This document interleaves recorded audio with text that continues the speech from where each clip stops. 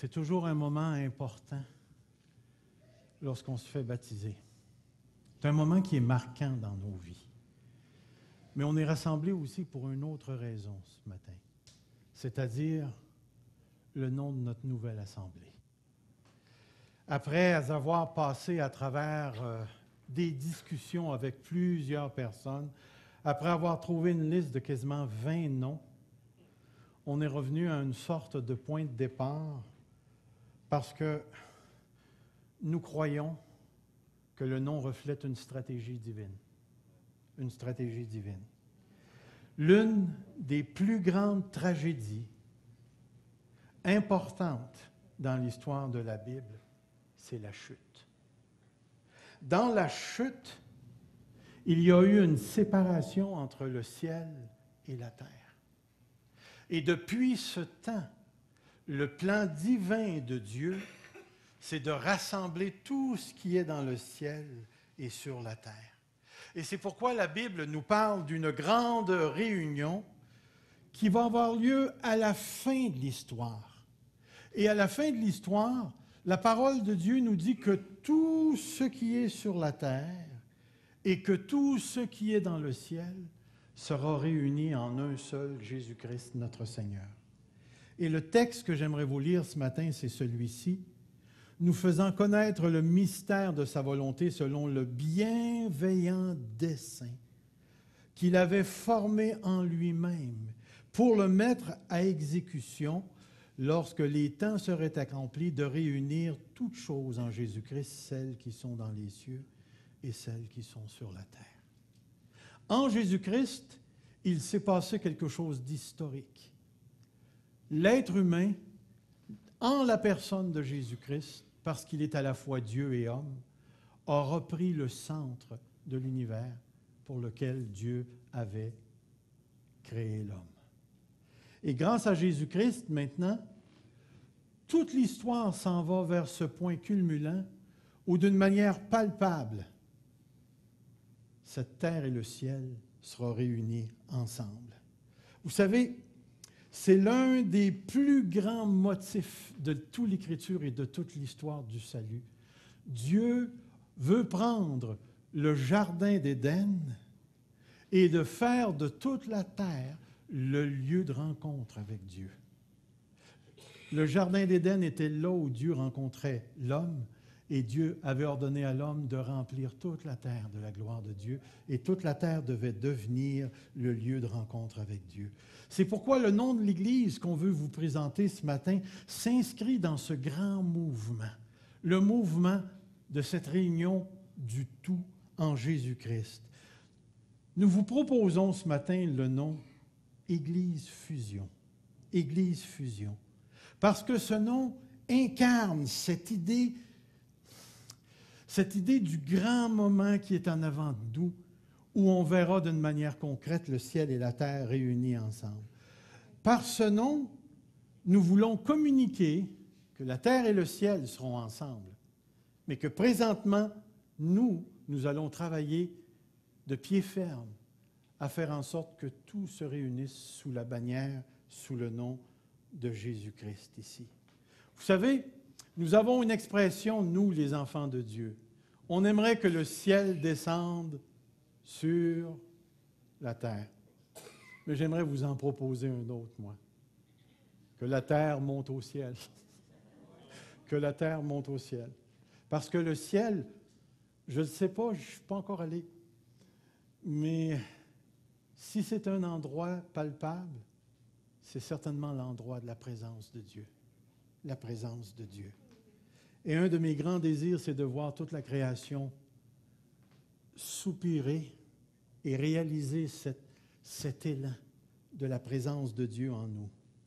Du moins, nous avons choisi ce nom à cause de l'événement que nous avons vécu, la réunion des deux églises, l'ajout de l'autre assemblée aussi, tout à tous avec nous et ainsi de suite. On croit que Dieu est en train de faire un mouvement de fusion. On veut que les gens non seulement fusionnent en Église, mais on veut également que les enfants de Dieu apportent l'Évangile et que les âmes de Dieu, les âmes perdues, trouvent l'Évangile et pour ainsi dire fusionnent avec Dieu, dans le sens où ils vont recevoir le salut en Jésus-Christ. Vous savez, notre élan pour nous, c'est de croire que Dieu nous a donné la capacité par le Saint-Esprit qui nous habite d'apporter l'Évangile envers et contre tous. Le grand conflit qui existe depuis la chute entre les ténèbres et la lumière, c'est quelque chose que toutes les générations ont eu à vivre. Et en mettant nos forces en commun, nous pouvons encore plus aujourd'hui, propager la lumière qui apporte la vie. Aimeriez-vous ça éventuellement, avoir un hôtel de ville complètement converti? Hein? Aimeriez-vous ça, avoir des juges convertis, des avocats convertis, un ensemble, un système scolaire qui prêche l'Évangile? Je ne sais pas si c'est possible, mais ça se rêve. Et je vais aller même plus loin que ça. Ça se demande. Ça se demande au Dieu Tout-Puissant qui est capable d'apporter des réveils à la grandeur d'un pays. Il l'a déjà fait. Il a déjà converti des âmes par milliers. On a l'exemple dans le livre La Pentecôte. Et c'est dans cette voie, dans ce sillon, dans lequel on veut que le mot Église, fusion, le nom fusion s'inscrive. Que Dieu nous utilise non seulement pour Granby, mais est-il possible d'avoir un impact beaucoup plus large que Granby et de commencer à envoyer la semence de la parole de Dieu à travers le monde? On le fait avec Julie, présentement, qu'on envoie en Bolivie. On le fait avec Katia, qui est allée passer une semaine à travailler dans les écoles dans un pays, je pense que c'est les Philippines ou quelque chose comme ça. Les gens qui ont, en Thaïlande, les gens qui ont vraiment besoin. Vous savez, dans la mesure où cela nous sera accordé, que Dieu nous accorde de participer de plus en plus à la réunion du ciel et de la terre par la prédication de l'Évangile. Et s'il y a une chose pour laquelle j'aimerais me tenir debout pour le restant de mes jours, c'est de savoir que cette assemblée est prête à donner tout ce qu'elle a, pour que des milliers d'âmes viennent au Seigneur Jésus-Christ. J'aimerais ça mourir riche d'âmes. Alors que Dieu nous dirige ce matin, et maintenant David va nous apporter encore plus le sens qu'on veut donner au mot fusion. Parce que, comprenez bien, nous avons la capacité de prendre un mot et d'y injecter le sens qu'on veut dedans. Et David va maintenant poursuivre à ce point-ci.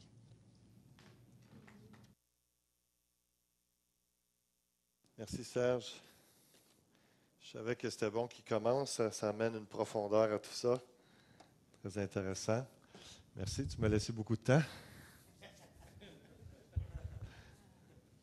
Vous n'avez pas trop faim? Non, je vais prendre quelques minutes et pour trois sens du non-fusion, on peut projeter le PowerPoint. Et déjà vous dire qu'après cette présentation, cette prédication sur le sens prophétique de l'Église Fusion, de ce nom-là, il y a vraiment une identité. Et au-delà du nom, vous avez le droit de ne pas aimer, vous avez le droit, sentez-vous libre dans le vote que vous allez faire. Mais il y a une chose qui est certaine, c'est que ce que je vais vous partager, c'est quelque chose que le Seigneur a mis sur mon cœur et sur nos cœurs, à Serge et moi. Il y a plusieurs leaders. On entre dans quelque chose que Dieu veut faire, donc ça fit, comme on dit, dans ce sens-là. Et comme il a dit, hein, après plusieurs mois de réflexion, de discussion, on est revenu à ce nom-là et c'est le seul nom qui a resté de toutes les réflexions. Et à la fin, préparez-vous parce qu'on ne fera pas nécessairement vous laisser partir, prendre un café, revenir pour le vote. C'est tellement simple, ça va prendre peut-être 5-10 minutes. Ça va être la conclusion de mon message. Ça va de répondre simplement, si vous l'avez à cœur. Ceux qui sont membres votants, simplement lever les mains, on va passer les papiers. Ça va être très simple et en quelques minutes, on va faire ça. Et pendant que vous allez prendre un bon café, les scrutateurs vont compter ça et puis on va vous annoncer la réponse. Donc, ça va? Donc, d'une manière générale, le mot fusion, du latin fusio, du verbe fondere qui signifie fondre, désigne deux choses. Soit le fait de fusionner action consistait en faire de plusieurs entités une unique entité, soit le fait de fondre, passage d'un corps ou d'une substance de l'état solide à l'état liquide. Et dans plusieurs définitions que j'ai regardées dans les dictionnaires sur le web, et avec ça ici, vous allez comprendre les portions bibliques que j'ai prises pour vraiment voir bibliquement le fondement et l'identité que l'Église va prendre. 3 sens du nom Église Fusion que je vous propose ce matin. Premièrement, c'est l'union. Deuxièmement, la transformation. Et troisièmement, la fusion nucléaire. Et on va parler de cela. Je n'ai pas dit bombe nucléaire, j'ai dit fusion nucléaire. Et on va voir ça dans quelques instants. Le premier sens, l'union étroite, intime. La fusion parle d'union, de réunion, comme Pasteur Serge en a parlé, et de quelque chose d'intime. Et vraiment, c'est notre désir, c'est notre cœur que, alors que vous êtes là à l'Église, que vous présentez devant le Seigneur, mais toute personne qui va se joindre aussi développe une relation de proximité, d'une union étroite, intime avec Jésus-Christ. Et également, dans la fraternité, qu'on développe une unité entre nous. Et quelqu'un disait, il y a un prédicateur qui a dit il y a quelques années, puis ça m'a saisi, hein, on veut tous être proches de Jésus-Christ. On veut être unis à lui, proches de lui, mais est-ce qu'on seulement proche en proximité physique ou proche en ressemblance? Et notre désir, c'est d'être unis à lui. On va voir les textes tantôt dans la transformation. Il y a ce cœur-là où c'est une première étape où, en Jésus-Christ, dans notre foi, comme ces jeunes tantôt, par les eaux du baptême, ont témoigné de leur foi, hein, qu'ils ont été unis par leur déclaration de foi en Jésus-Christ. Et là, ils démontraient leur foi. Il y a une unité qui est là, mais ensuite sont appelés à progresser pour développer une relation de plus en plus intime avec le Seigneur dans le but de lui ressembler. Dans Jean chapitre 17, j'aime bien cette prière de Jésus-Christ qui nous dit « Ce n'est pas pour eux seulement que je prie, mais encore pour ceux qui croiront en moi par leur parole. » On est inclus là-dedans. « Afin que tous soient un, comme toi, Père, tu es en moi, et comme je suis en toi. Afin qu'eux aussi soient en nous, un en nous, pour que le monde croie que tu m'as envoyé. » À cette idée-là de Jésus est dans le Père est dans le Fils, nous sommes en Jésus-Christ, donc dans le sein du Père également. Il y a toute cette unité-là spirituelle, c'est mystique, c'est spirituel, mais il y a cette idée de fusion-là, Église fusion, où on veut aller dans l'unité avec Jésus-Christ en lui, et que son identité, la personne de Christ, vienne nous donner notre identité en tant qu'enfant de Dieu. Amen. 2 Corinthiens 5, 17 nous dit dans l'autre façon, dans la version sommaire, « Ainsi celui qui est uni au Christ est une nouvelle créature. Ce qui est ancien a disparu. Voici ce qui est nouveau est déjà là. » Uni au Christ. L'autre portion que je vous parle des frères et sœurs de la fraternité, voici aussi ce que j'ai sur mon cœur avec le texte de Philippiens chapitre 1, verset 27. Ça nous dit seulement conduisez-vous d'une manière digne de l'évangile de Christ, afin que soit que je vienne vous voir, soit que je reste absent, l'apôtre Paul qui parle, j'entends dire de vous que vous demeurez ferme dans un même esprit, combattant d'une même âme pour la foi de l'évangile. La beauté aussi de cette pensée d'Église Fusion, c'est qu'ensemble, on forme une unité, un cœur, une âme qui combattent pour la foi, pour que l'Évangile se répande, mais également dans la foi, pour la foi de l'Évangile, dans le sens que des fois, on va vivre individuellement des combats, mais on ne sera pas seul parce que l'Église Fusion, l'Église qui est là, unie, et qui sont unis les uns envers les autres, sont là pour combattre. Et qu'on puisse entendre dire, l'Église Fusion demeure ferme dans un même esprit, combattant d'une même âme pour la foi de l'Évangile. Lorsqu'il y a un projet, on est une même âme pour prier, jeûner, pour s'attendre à ce qu'il y ait un succès, qu'il y ait des fruits spirituels qui soient portés, une même âme pour la foi de l'Évangile. Lorsque des missionnaires sont envoyés à l'extérieur d'une même âme, combattant dans la prière, combattant, donnant financièrement, s'unissant pour le besoin qui est là. Philippiens chapitre 2 va encore plus loin en disant « N'avez-vous pas trouvé dans le Christ un réconfort, dans l'amour un encouragement, par l'Esprit une communion entre vous? N'avez-vous pas de l'affection, de la bonté les uns pour les autres? Rendez donc ma joie complète. Tendez à vivre en accord les uns avec les autres, et pour cela, ayez le même amour, une même pensée, et tendez au même but, fusion, union, unité. Ne faites donc rien par esprit de rivalité ou par un vain désir de vous mettre en avant. Verset 3. Au contraire, par humilité, considérez les autres comme plus importants que vous-même. Et que chacun regarde non ses propres qualités, mais celles des autres. Tendez à vivre ainsi entre vous, car c'est ce qui convient quand on est unis à Jésus-Christ. Lui qui, dès l'origine, était de condition divine, ne chercha pas à profiter de l'égalité avec Dieu. Donc, il s'est dépouillé lui-même. Je reprends verset 7. Il a pris la condition du serviteur et se rendit semblable aux hommes en tout point. Et tout en lui montrait qu'il était bien un homme. Il s'abaissa à lui-même en devenant obéissant jusqu'à subir la mort, oui, la mort sur la croix. L'idée de cette pensée-là, que dans la pensée de fusion, dans l'unité, unis ensemble, dans l'union à Jésus-Christ, mais qu'on soit aussi ensemble dans l'union, avoir l'attitude d'humilité de Jésus-Christ, de dire que je ne suis pas là pour moi, je suis là pour les autres, pour l'avancement des autres. Alors que je m'humilie, le Seigneur va m'élever. Hein? L'humilité précède la gloire, nous dit la parole de Dieu. Et de chercher à avoir l'attitude de Christ. Lorsque vous allez penser à Église Fusion, oui, on va penser au 13 avril, la fusion des deux églises. Oui, on va penser au 15 juin, lorsque une autre église s'est ajoutée à nous. Oui, on va penser à tous les gens qui s'ajoutent à nous, mais on va penser également à l'unité entre nous, l'humilité de dire qu'on n'est pas là pour prendre la place de quelqu'un ou de tasser quelqu'un pour dire non, je suis plus important que toi. Non, c'est de considérer les intérêts des autres. C'est l'unité, dans l'humilité de Jésus-Christ, c'est de rechercher à être comme lui. Être uni à Jésus-Christ, c'est aussi de vouloir lui ressembler dans son caractère, son attitude, ses actions. Il a donné sa vie pour les autres. Amen. Le deuxième sens de fusion, c'est en métallurgie, on parle d'un passage d'un corps de l'état solide à liquide sous l'action de la chaleur. Le Proverbe 25, au verset 4, nous dit « Ôte de l'argent les scories, et il en sortira un vase pour le fondeur. » Le contexte de ce verset-là, d'un, les scories, c'est les impuretés qu'il y a dans le métaux précieux qui est l'argent et l'or également. Et le contexte nous parle d'ôter les gens mauvais de l'entourage du roi pour qu'il règne avec justice. Ça, c'est le contexte du Proverbe 25. Mais on sait que le Seigneur veut nous purifier par le feu.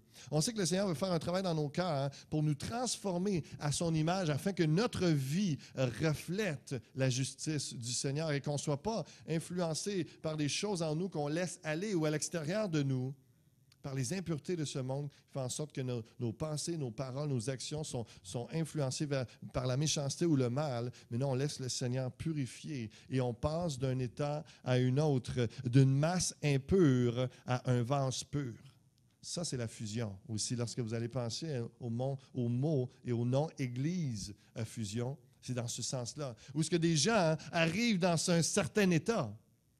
Et dans la fusion de Jésus-Christ, la chaleur de la puissance de son esprit et l'effet de sa parole, il y a une transformation. Ceux qui viennent rigides et endurcis commencent à s'attendrir, et passer à avoir un cœur de chair et commencent à ressembler à Jésus-Christ. Il y a une transformation. Romains 12:2 nous parle « Ne vous conformez pas au siècle présent, mais soyez transformés par le renouvellement de l'intelligence, afin que vous discerniez quelle est la volonté de Dieu, ce qui est bon, agréable et parfait. » 2 Corinthiens 3 nous dit au verset 14, « Mais leur esprit est devenu incapable de comprendre, en parlant des Juifs, aujourd'hui encore, lorsqu'ils lisent l'Ancien Testament, ce même voile demeure et ne leur est pas ôté, car c'est dans l'union avec le Christ qu'il est levé. » Aussi jusqu'à ce jour, toutes les fois que les Israélites lisent les écrits de Moïse, un voile leur couvre l'esprit. Mais comme le dit l'Écriture, lorsque Moïse se tournait vers le Seigneur, il ôtait le voile.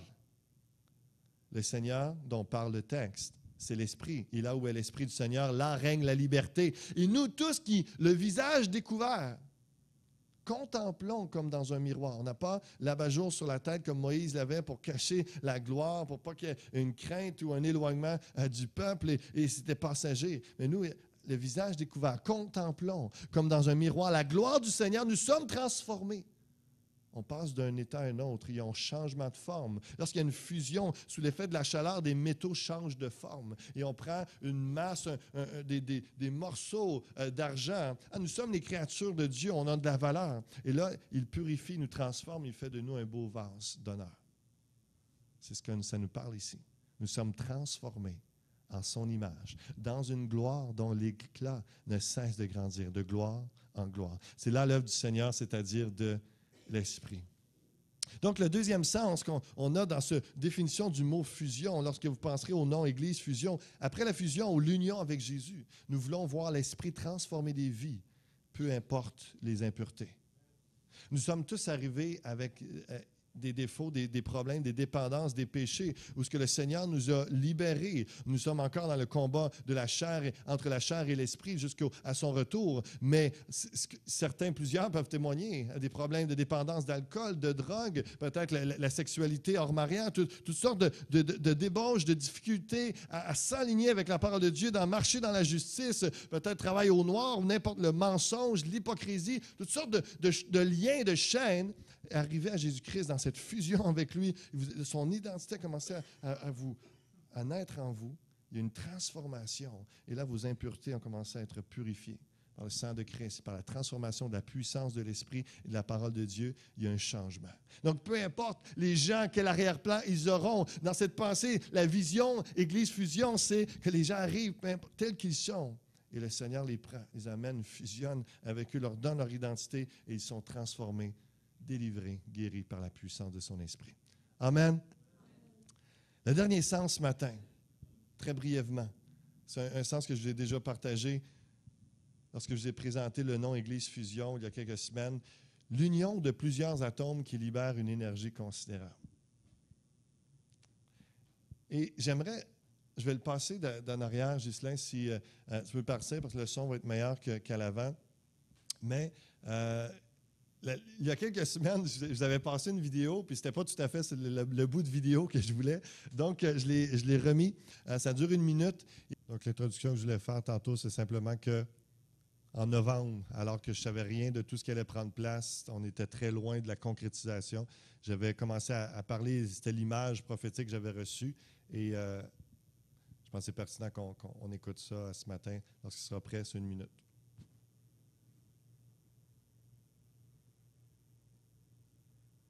Au mois de septembre, alors que ça se concrétisait réellement, moi et mon épouse, on commençait à parler sérieusement et vraiment, là, l'impression, je vais vous apporter un texte tantôt dans Acte 16 que l'expérience que j'ai vécue ressemble beaucoup à ce que l'apôtre Paul a vécu dans Acte 16. On va plonger dans la parole tantôt. Et c'est ce texte est venu par après la conviction que j'ai reçue du Seigneur. Mais quand j'ai lu ça, le Seigneur m'a encouragé, il m'a dit, OK, je ne suis pas tout seul à avoir des chamboulements comme ça dans ma vie et des changements de direction. Donc, j'ai l'impression là, que j'avais le pied dans les airs comme ça pour faire un pas concret pour aller vers l'implantation d'église. Et c'est là que le Seigneur m'a arrêté. C'est là que le Seigneur m'a arrêté. Et puis, c'est comme si ça me disait, là, écoute, c'est pas ça la prochaine étape pour toi. C'est pas ça la prochaine étape pour toi. Et là, j'ai eu une image de la fusion de nos 2 églises ensemble avec des leaders qui se mobilisaient, des ouvriers, des pasteurs, des églises qui venaient ensemble vers la croissance de cette église et l'impact dans la région. Donc, vraiment, la première pensée, la première image qui m'est venue, c'est une vision d'unité, de fusion de nos 2 assemblées avec une pensée de modèle de solidification, d'unité spirituelle des chrétiens. Et à partir de là, d'avoir un impact d'une croissance de Granby vers les régions, vers la région. Donc, juste pour vous dire, c'est le 3 novembre 2013.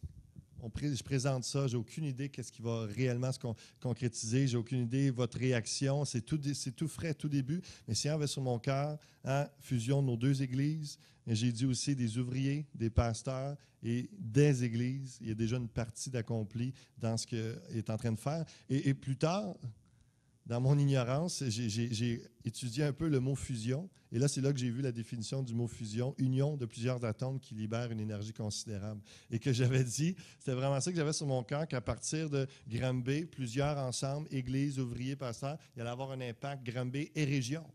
Et là, de voir, et c'est pour ça que ça prend pleinement son sens prophétique, le nom Église Fusion. Donc, on peut parler comme on parle l'union fait la force, mais vraiment, le Seigneur nous met ensemble, des ouvriers. Les atomes, là, c'est chacun d'entre nous, les ouvriers ensemble, et la puissance qui se dégage ensuite de ça. Je ne sais pas si vous savez, mais le Soleil est un astre en fusion. Hein? Imaginez son impact sur la Terre à des millions de kilomètres. Encore, il nous réchauffe, il nous éclaire, il est tellement loin, mais c'est parce que il est en fusion, il y a une puissance qui se manifeste aux extrémités. Donc, c'est cette pensée-là qu'on est appelé. Hein, l'Église Fusion, c'est une Église qui éclaire l'humanité par la lumière de l'Évangile. Cette pensée-là de fusion, c'est qu'ensemble, on est plus fort et on est plus à parler de Jésus, on est plus à se mobiliser pour avoir des impacts dans la société, la communauté et répandre la parole du Seigneur. Et je trouvais ça tellement saisissant, beau, cette définition-là, l'impact du mot fusion. Et on pense à Luc, chapitre 1, verset 78. « Grâce aux entrailles de la miséricorde de notre Dieu, en vertu de laquelle le soleil levant nous a visités d'en haut, pour éclairer ceux qui sont assis dans les ténèbres et dans l'ombre de la mort, pour diriger nos pas dans le chemin de la paix. » Jésus est venu éclairer. La fusion, comme le soleil, est appelé à éclairer, à illuminer. Nous sommes appelés en tant qu'Église à éclairer. Matthieu 5,14, qu'on connaît bien. « Vous êtes la lumière du monde. » Dites à la personne à votre gauche, à votre droite, tu es la lumière du monde. Une ville située sur une montagne ne peut être cachée. Revenez. Vous êtes la lumière du monde. Une ville située sur une montagne ne peut être cachée. Comprenez qu'ensemble, on n'est pas appelé à se cacher et d'avoir un peu d'impact ou de visibilité. C'est qu'ensemble, le Seigneur nous met fort pour que la lumière brille davantage et plus fort et plus loin. C'est ça la vision, c'est ça la parole du Seigneur. C'est pas juste, comme on le répète, juste le plaisir d'avoir plus de musiciens, d'avoir plus de gens à l'Église. Ça, c'est bénissant, c'est le fun, ça donne plus de ressources, de services. Mais c'est pour aller dans la mission, sur la terre missionnaire, le champ missionnaire qu'est Granby et la province de Québec et la francophonie, le monde entier, par Internet, tout ça, aidé par des gens qui partiront à différents endroits. L'œuvre de Dieu va se répandre, la lumière du Seigneur va éclairer une multitude. Évidemment, c'est de comprendre que un coup que le vote est fait, dans quelques semaines, ça va être enregistré, si ça passe, évidemment, on va enregistrer ça au gouvernement. Dans quelques semaines, on va vous l'officialiser, il va y avoir le logo, site web et enfin des enseignes. Mais ça, ça va être une étape. Mais comprenez que c'est vous qui allez briller. Même s'il y a des néons là, dans les enseignes, c'est pas la bâtisse qui fait une œuvre. C'est chacun d'entre vous qui a des luminions, des boules de feu, je ne sais pas comment le dire, mais vous êtes la lumière. Vous êtes la lumière. Et comprendre aussi, Éphésiens 5 nous dit, « Autrefois, vous étiez ténèbres. » Est-ce que vous vous rappelez de cela? Autrefois, vous étiez ténèbres. Même ces jeunes-là qui ont passé par les eaux du baptême, ils ont dû admettre qu'avant de connaître Jésus-Christ, malgré leur court laps de temps, de vie, d'expérience, comme n'importe qui d'entre nous, ils étaient ténèbres, ils étaient pécheurs, ils étaient dans la noirceur. Mais maintenant, vous êtes lumière dans le Seigneur.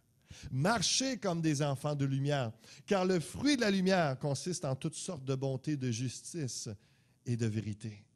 Donc, c'est là que l'impact de la fusion qui illumine la ville et les gens autour, c'est l'équilibre entre, le texte emmène l'équilibre entre prêcher l'Évangile et démontrer l'Évangile. Autant par la puissance du Saint-Esprit que par des actes de bonté, de justice, de compassion. L'équilibre entre les deux, la fusion, c'est on est éclairé, mais les fruits de la lumière consistent en toutes sortes de bonté, de justice et de vérité. Et ensemble, on va avoir un impact considérable dans la région. Je m'arrête ici. On va avoir un moment je vais juste conclure en prière. Je vais inviter Martin, s'il vous plaît, juste au piano. Puis ensuite de ça, on va distribuer les papiers pour le vote. Et puis, on prend la liberté d'exprimer le droit de vote. Seigneur, je te remercie pour ta parole. Je te remercie pour tous ceux qui sont assemblés ici.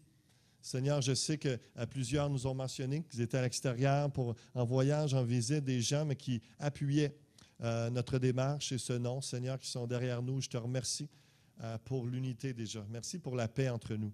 Merci pour l'amour. Merci pour l'œuvre que tu as fait déjà depuis le début de l'année et depuis encore le 13 avril, Seigneur, ce jour historique de fusion.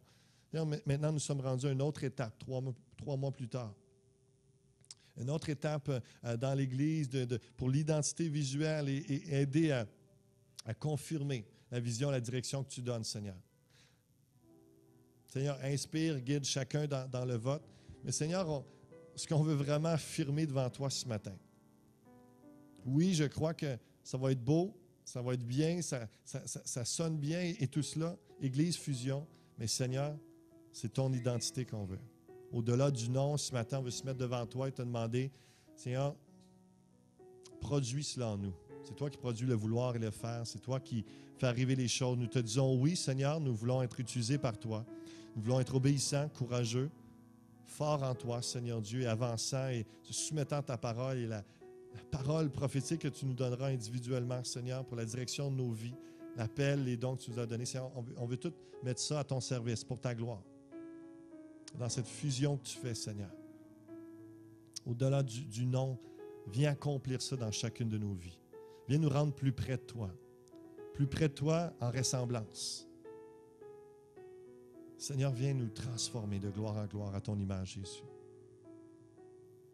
Et Seigneur, fais qu'ensemble, on saisisse davantage, de plus en plus, avec profondeur et réalité et vérité, la beauté et la puissance du corps de Christ, de la famille de Dieu, l'Église, dans l'unité entre nous. Chacun à sa place, dans la force, cette fusion comme le soleil qui produit de grande chaleur, une visibilité et une lumière toute puissante. Donc, Seigneur, nous voulons qu'ensemble avoir ton impact, répandre ta parole, ton évangile, la bonne nouvelle de Jésus-Christ. Guide chacun dans le vote qu'il va avoir dans quelques instants.